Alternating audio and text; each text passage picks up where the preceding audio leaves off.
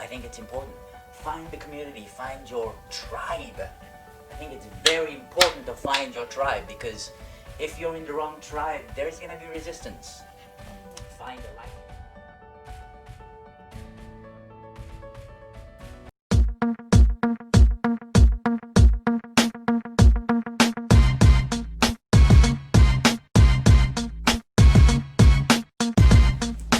The glitz and glam is the fame, but it's the work backstage that makes the game. I'm Crystel and Rivera, your host. Come with me behind the lens and watch their stories unfold.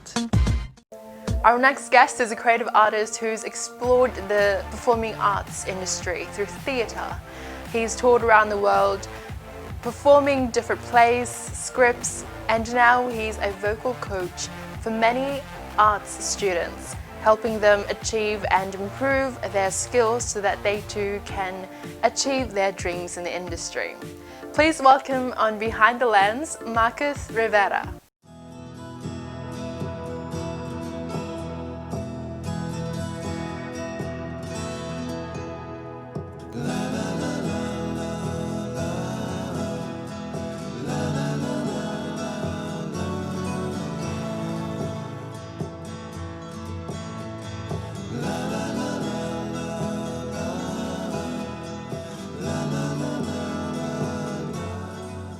So from growing up with two different parents who you want to keep talking about, who gave you this creative side? Yes, it's probably from mom or from dad. We don't know. You just want to keep it on the table. If you're watching this, or dad, if you're watching this, post a comment on the link on as to why you think I got my talent from you. And coming over to Australia, you kind of grew up with two different cultures. Yes. But either way, you celebrated both of them really well. And now you're here, you've performed in many different shows, you love theatre, and I would like to delve more into what you're doing now, how you are. What am I doing now? So now I am doing podcasting, and I am doing anything and everything about vocal techniques for speakers, vocal techniques and exercises for content creators. So that's the project I'm working on right now. I do have a few other projects in the pipeline. I mean, there's a feature film that I'm about to shoot, but that's probably going to happen in the next few months. But podcasting under High and Loud, because that's like my teaching platform on vocal and singing. So that's what I'm doing. How has that been, podcasting? Very slowly, because of the writing and I mean I don't mind putting it down and recording it, and that's the fun part. But then the part where you listen to yourself and you kind of filter yourself, and as you go, is the hardest, because when I do something, I scrap everything. If something goes wrong, I scrap everything and start again. Yeah, I do that too. It's okay. It's like I scrap everything and start again. And this is what Michelle noticed. She goes, "You're big on bombing a place and starting again." It's like, bomb this place and start again, or knock it down and start again. It's listening to yourself, filtering yourself, it's quite ironic for a vocal coach. I hate my voice. Really? I don't like listening to my voice. I think it's just a human. It's a human thing. Yeah, it is. It's like the first time I saw myself on TV, or I don't have an accent, do I? No, there's no accent. It's as human beings, I think we don't like the focus on us. Yeah. Because we always look outwardly. We're always looking ahead. that by the time you know when You get when married. when you actually put the focus on the go. Your podcast will go a completely different direction. Yes, but I haven't launched it yet. But the launch is in September. My ebook is coming out in September. I'm putting it It's out not there too just far so away. I'm putting the due date out there just so I So can you put stick to pressure it. on myself. Because now that you've said it out to everyone. It's September is the launch of my ebook and my podcast as well. Wonderful. Okay, so you're also doing voice coaching. Mm-hmm. How has that been for you, coaching other people? I mean, prior to the lockdown, I was teaching at various studios there's one in DY in the city, a couple in the city, and I was traveling everywhere. I was, moving around quite a bit. But with the lockdown and the pandemic, everything kind of disappeared. I mean, the entertainment industry disappeared overnight. Yeah. The hospitality industry disappeared overnight. Yeah. That people had to find ways of staying creative, staying positive, creating work, and keeping themselves occupied. And suddenly, all these mothers had toddlers at home while they're working at home, Yeah. going, "How am I going to keep them entertained?" So a lot of what I do, a lot of the teaching I do went online. So I should have invested in Zoom before the lockdown, because Zoom is now the most used platform Yeah. during this pandemic, which is amazing. So a lot of that went online. A lot of my students, and I think we just finished term 2, because the start of term 2 is when we went into lockdown, and then we just most of term 2 is all online. Yeah. Would you say that was difficult? It was difficult at first because, I mean, nothing beats In person. a one-on-one interaction. Everything is immediate. Everything you hear different. You hear sound differently in person than you do through amplification or through the internet. It's totally different. So I think a lot of the problems were there was lag, there was frequency problem, because as a coach, as a vocal coach and a singing teacher in particular, you deal with frequencies. You deal with certain certain sounds as a singer. You basically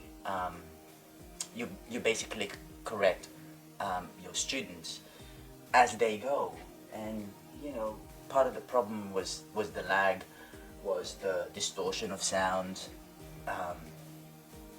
and How are you able to cope with that as a coach and a student?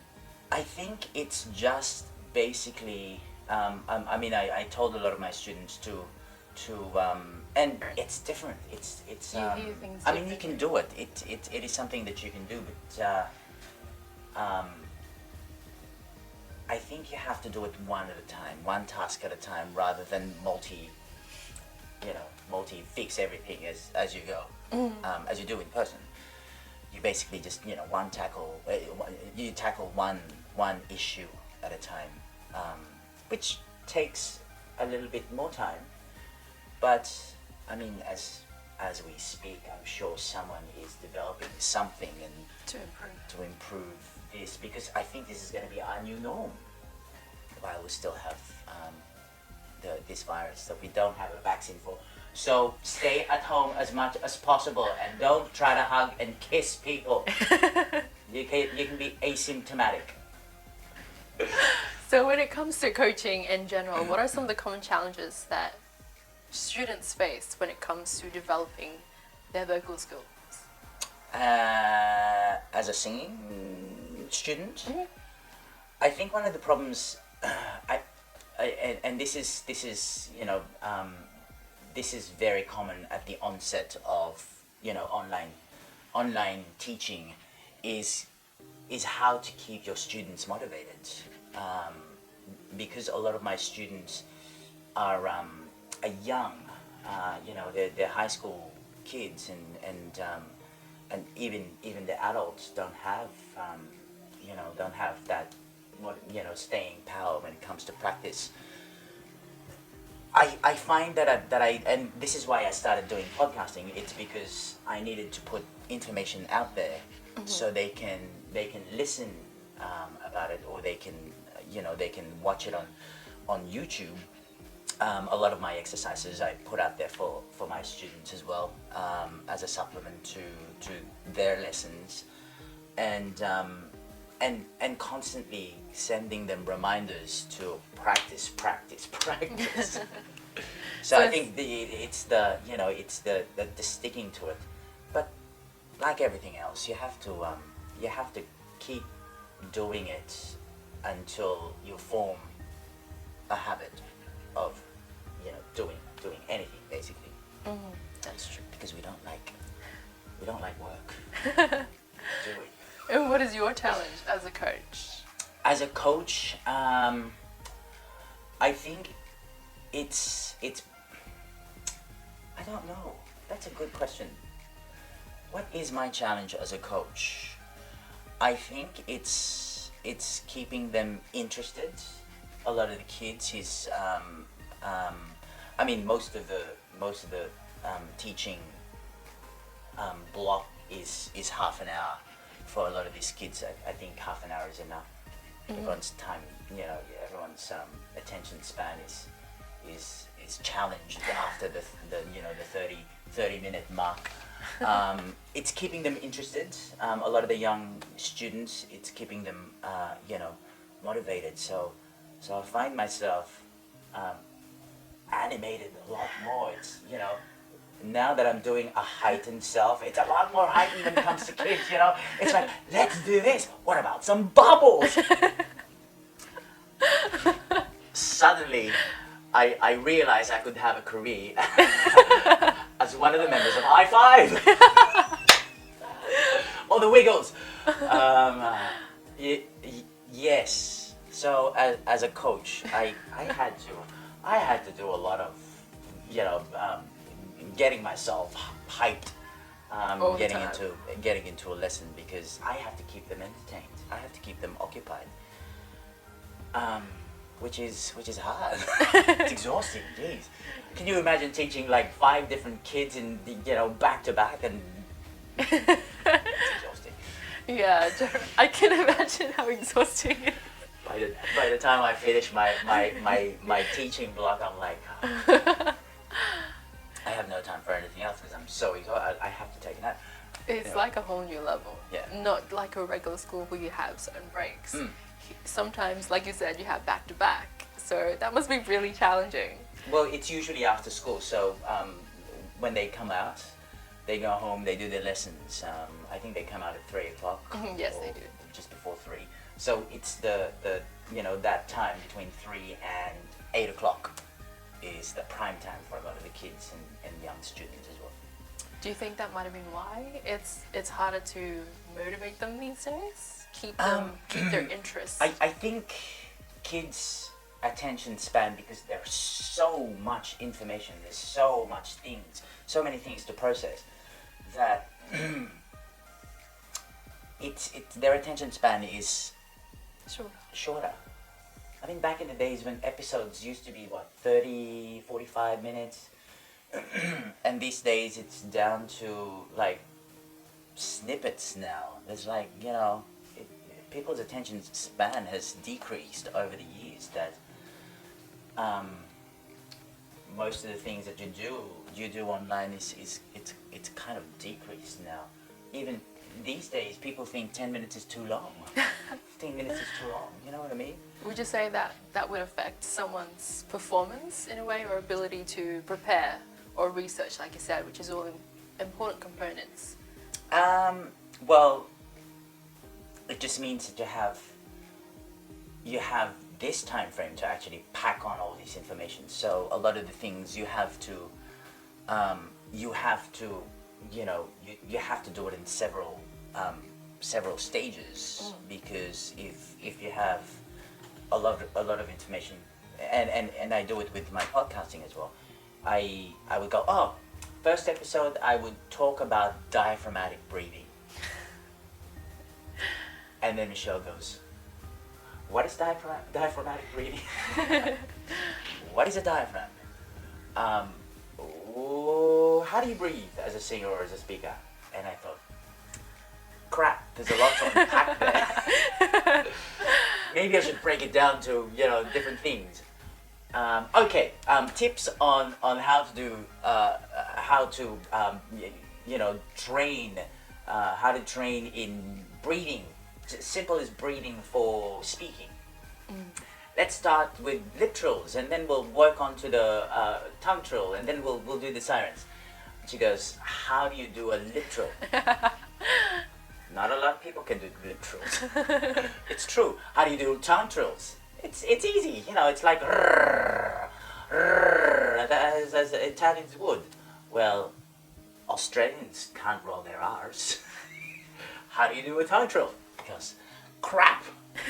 There's a lot to unpack then. Yeah. So it's as simple as, in a way we have to simplify everything these days. It's like, okay, there's a lot to unpack on this particular topic. Let's just work on how to do lip trills. And even with lip trills, you need to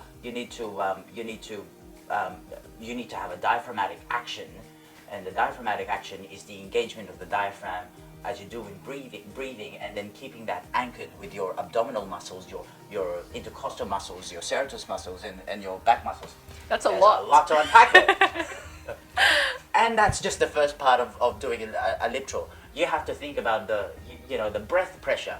You have to think about the vibration of the lips. You have to think about the focus in the vibration of the lips. How do you do the focus? It's engaging the zygomatic arch. It's engaging the muscles that that you use for puckering up. As pageants, you would know how to pucker up, don't you? It's because when you take photographs, you do this all the time, and it's those zygomoid muscles that you use to actually lift this. Yeah, and this is what we call the zygomatic arch. You need to bring everything up when you do the lip trills. Make sure that there's no tension in the lips, because when you do this, you can't roll the lips either. So you have to let it flap. So you pucker up a little bit, like this, yeah. But then you need to think about the constant flow of pressure of air between this and this as well. But then there is a phonation with the lips, and there is the phonation on the vocal cords. So many things to think about. And just doing the lip trills. To accommodate a small or short attention span. I've had to unpack everything and just go, okay, I need to just hone on this particular thing and just do that. It's difficult. Real difficult. It's like giving tiny pieces, like crumbs, out of a piece. Because not everyone can do, and again, it's thinking about your audience again. Your students. Because half of the population can do lip trills, half of the population can't do lip trills. And you need to break it down. So I need to break it down for the 50% of the population that would be watching this, and it's like, wow, so much. So I take my hat off to you for doing this, and this is now season 2. I'm season so 3. Happy. Season 3. I am so happy. Because when we did the Marcus and Michelle show, the production team was huge. And we only did season 1, and that was a lot of work. Yeah, I can imagine. it's a lot of work to do that one. Yeah, with that one. So this is good, and I take my hat off to you for doing all the editing and everything else. Because Now, what would be some of the changes that you've noticed over the years in theatre? some of the changes that I've noticed in theatre, I mean, diversity is one big thing that I've noticed. There's a lot more, people of colour. There's a lot more people of different ethnicities, and that's as how it should be here in Australia. Because, as I said before, it's Australia is a pot of different cultures, and as an art form, as a storyteller, we need to represent and we need to reflect the community we represent or the community we serve. It frustrates me every time I watch, commercial television, and I see not a single person of color in the cast, and I go, this is a long discussion that we've been having for the last 20 years. I mean, where Australia is, it's I mean, it's better now. It's much better than when I started. As I said before, I was the only. I'd go to a casting and I'd be or an audition. I'd be the only Asian there, or I'd be the only Filipino. And it's good in a way that these days when they cast something, that they cast it according to what the brief is. I mean, say for example, if you're talking about West Side Story, and there was a big hoo-ha about and the King and I as well. There was a big people were arms and there were a lot of discussions. There were a lot of arguments whether Teddy Tahoe Rhodes should have been cast as the King of Siam because he's not Asian, and he did a great job. It was just unfortunate that it happened at the time when the discussions were happening about diversity in casting. And in theater, it's slightly different. I mean, you would be cast according to the strength of your voice, and you would be cast according to the look, if they can have the look. Teddy Tahoe Rhodes had the voice, amazing baritone. But if it had happened 20 years earlier, it wouldn't have mattered. 30 years earlier, it wouldn't have mattered. But because at the time, and this was back in 2015 when I did the tour of the King and I with Teddy Tahoe Rhodes, when he stepped into that role as the King of Siam, and he's Kiwi, he's basically non-Asian. Teddy Tahoe Rhodes. We'll post a picture here. Teddy Tahoe Rhodes is Kiwi, beautiful man, very talented. He's about 6 foot 9. He's very tall. Sang the role very well, acted the role very well, but unfortunately he was non-Asian.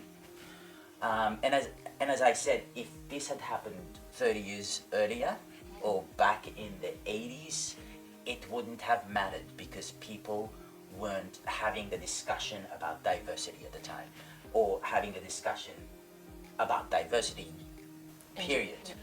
That it mattered, and people were having that discussion, and it's good. It's a good thing that people are taking notice and saying, well, you know what, it's a story about Thailand and their king, and you wouldn't have the subtleties, or you wouldn't have the nuances as an actor, because you're not Asian. You don't know what it's like to live as an Asian, or you don't know what it's like to live as an Afro-American person, or an Indian, for example, or in Fiddler on the Roof, you don't know the nuances of being a Jew, for example. And those are good things to be talking about, and this is I'm getting all hyped up about this topic. This is a good thing because people are taking notice, people are talking about it, people are wanting change, and wanting different, they want to see themselves be represented on television, the medium that they watch all the time, or be represented in on stage, an art form that they want to see themselves in. As people, we want to see role models, and I think that's very important for the next generation of people, seeing yourself up there, or seeing yourself on television, or on a big blockbuster Hollywood movie. I think it's important for the next generation, for those kids to go and see, oh wow, I can be them. I can achieve this because I can see that, I can see myself in this role.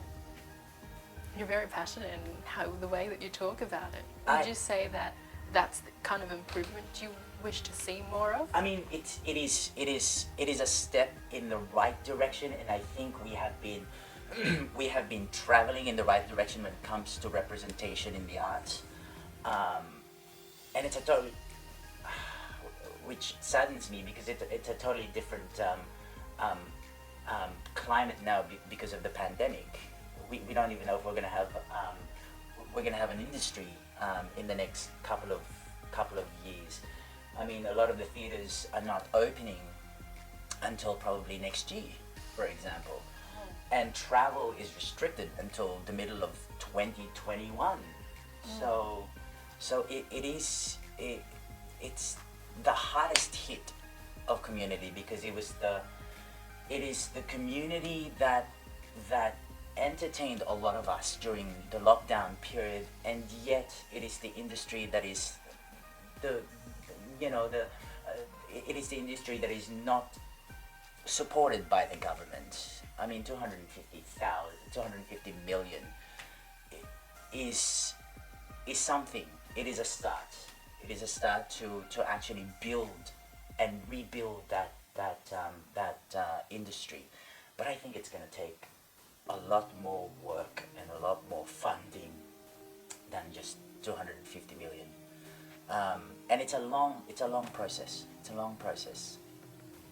But going back to diversity, I think we're constantly changing it, and we're constantly doing the right thing. As casting directors, you look at that. As producers, I think people are now aware of their responsibility in casting a show right, and getting those talents in, and representing a diverse mix of cultures. Yes. And you were talking about how it would take a really long time to revive the creative industry. What should artists, regardless of what they do in the industry, be doing? I mean, artists in general are resilient bunch of people. I think, you have to love this profession to get into this, because who wants to have knockbacks after knockbacks after knockbacks? The uncertainty of knowing where your next paycheck would come from. It is hard being an artist, and I think as human beings, it's a certain type of people you have to love it. You have to have passion for it. Otherwise, you're not gonna last in this industry if you're not passionate about it. If you don't have the drive, if you don't have the perseverance, if you don't have all the right elements, being an artist, you're not gonna last in the industry. And that's why I admire a lot of creatives, a lot of writers, creative types, because they're the most resilient people on the face of the earth. I could have easily been an architect and be doing that for the next 40 years of my life until I retire.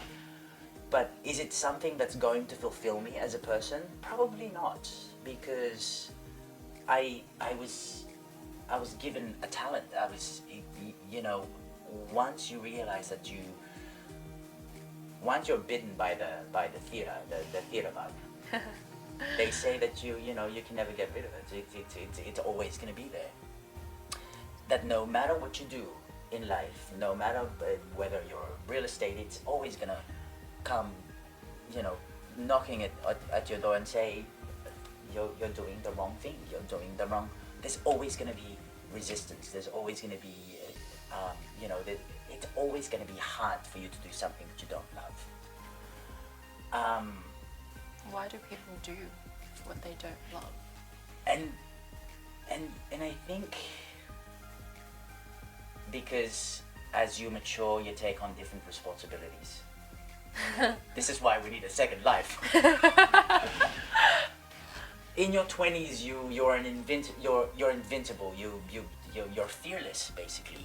You take risks when you're young, and then you learn your lesson in life in your 30s and 40s, and you start having a family, you start settling down, you take on a mortgage, and you take on all these responsibilities, and you grow up basically, and you take less risks. You don't put yourself out there a little, as you did back in your 20s, and that's why people, I think, stick it out in something that they don't love, or a profession that they can just go in, clock in 9 to 5, and then go home because it pays the bills.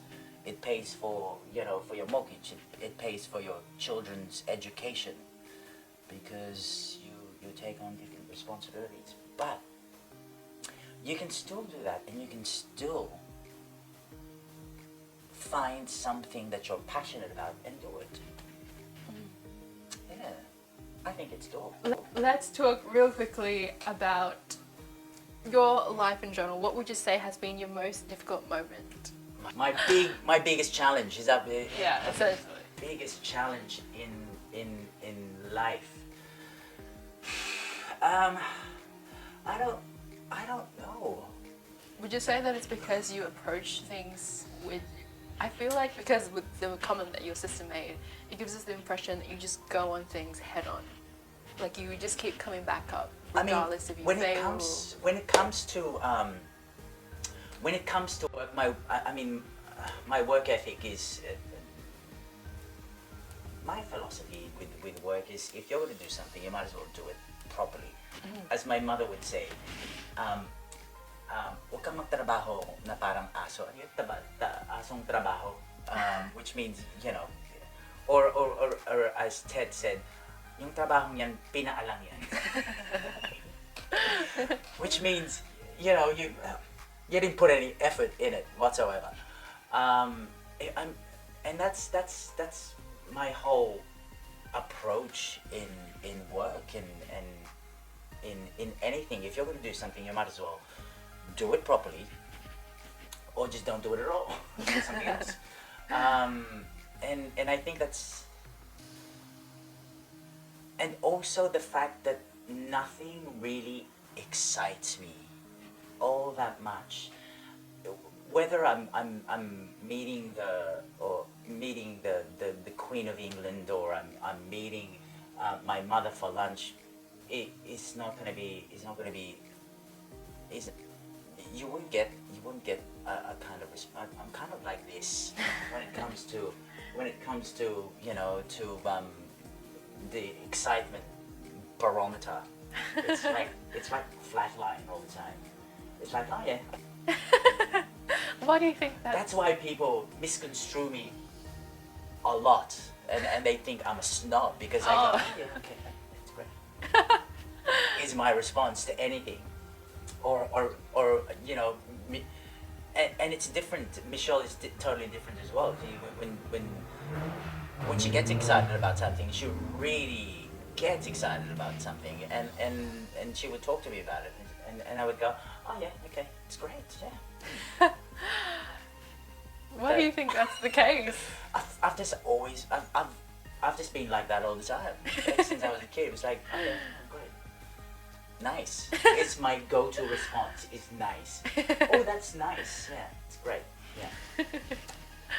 And I have this face that people just go, oh, antipatico.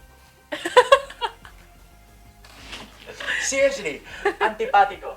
I get that all the time. It's like, antipatico. So it's hard because people think I'm not applying myself. But really inside I'm going, yeah, it's great, let's do this. I'm excited, yeah. But that's... But on the outside... That's just me being excited. I mean, this being my heightened self is hard already. It's exhausting. I know it is. I can't be up all the time, you know what I mean? But when it comes to rehearsals, I'm actually energized, and you know, I'm my heightened self when I'm doing rehearsals. But at home, or if I'm just, you know, in a meeting or something, it's just, you know, you won't get anything out of me more than this. This is all you're gonna get. It's almost like you're saving all that energy for your performances. Yeah. You know when they say about introverts, and I think I'm part introvert, is that they, you know, they go in their corner and because it's very difficult for them. It's very it's very tiring for them to interact with people. It's exhausting, and sometimes I kind of feel exhausted having to you know, be social and have to kind of entertain all the time. That's true. Which is kind of ironic again, because because the industry I chose is about the let me entertain you, let me make you smile, which is exhausting. Yes. That's true. Yeah. So I think my challenge is people, you know, reading me wrong all the time. This is probably why I'm not getting all those phone calls from a lot of those castings, because people think I'm antipatico.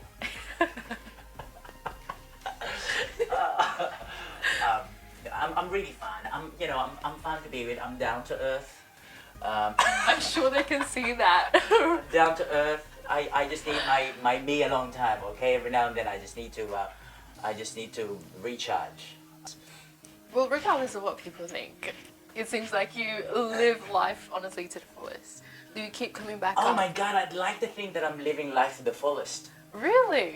Because sometimes I'm a terrible insomniac. If I can help it, I would be up at 4 o'clock in the morning, and then sleep right up until 1 o'clock or 2 o'clock even in the afternoon, and then do that again. I should have. My time zone is totally different. I should be in the UK, because that's really my preferred time zone.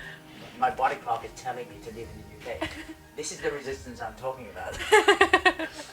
Before. Because your body will tell you if you're doing the wrong thing, profession-wise or anything, because you will have resistance. Would you say that would be the advice you give to people? As a singer, as a performer, make sure that it is something that you're passionate about, because going back to what I said before, you're not going to last in this industry unless you have passion, or you're not going to last in anything if you don't have love for the form, or whatever form it is, whatever industry it is. So it's about finding what you really love and I stick think to it. it's finding what it is you love and be prepared to put in the work, because there's going to be a lot of work with anything that you that's in anything that is worth investing. There's going to be a bit of work involved, so be prepared to be doing that.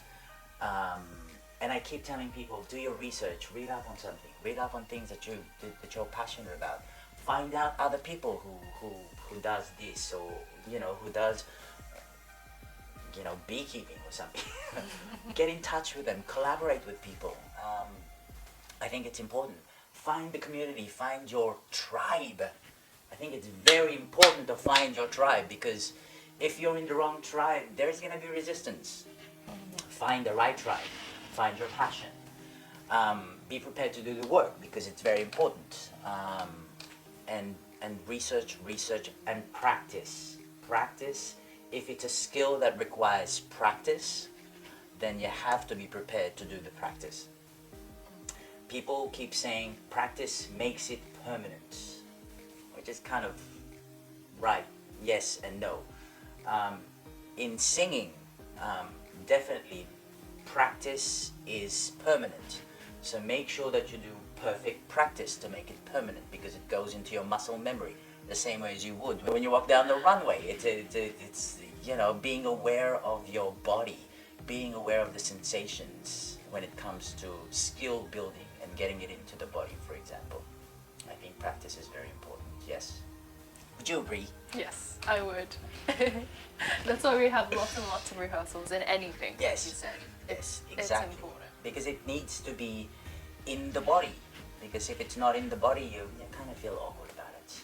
That's true. And the same way with script or poetry reading or declamation, you need to make, you need to try out those words, especially if it's a written word by somebody else and it's not your language. You need to try out, you need how to metamorphosis. For example, you want to try out that word because it's something that you wouldn't normally speak in real life. So you need to get your tongue around it and getting it into the muscle and everything. You probably think I'm God, he's mad. He's mad. You've actually given lots and lots of tips and advice in so many different things. That's so mad. Well, thank you so much for being on Behind the Lens. I'm sure the audience has had an amazing time listening to Look, you. I've had so much fun. Thank you so much for So much laughter. Thank you so much for inviting me. Thank you, and yes, please be on the lookout for my launch in September. High and Loud Voice. It's a podcast about anything on the voice for content creators, podcasters, and of course there's going to be singing there as well. There's going to be social singing, but that's going to be later down the track. Well, we can't wait for it to come out. We'll definitely. Stay tuned. Stay tuned. Thank you. Thank you. Thank you. From being born in the Philippines and growing up here in Australia, he's had a very interesting life. His father was a farmer and his mother was a teacher. One who wasn't very fond of teaching him or improving on his singing skills. However, he still persevered and was resilient in improving his craft. And from there, he's had a very thrilling journey in the creative industry and theatre, and he's had this light bulb moment that he refers to, realizing that it was his passion and it was what he wanted to do for the rest of his life because it's what fulfilled his heart. And that's what I really loved the most about hearing his story today. I hope that you guys learned a lot from Marcus Rivera today, and I hope you guys find your own tribe too, so that you can live life according to your vision and your reality. Remember that this is Behind the Lens. The glitz and glam is the fame, but it's the work backstage that makes the game. I will see you guys next time.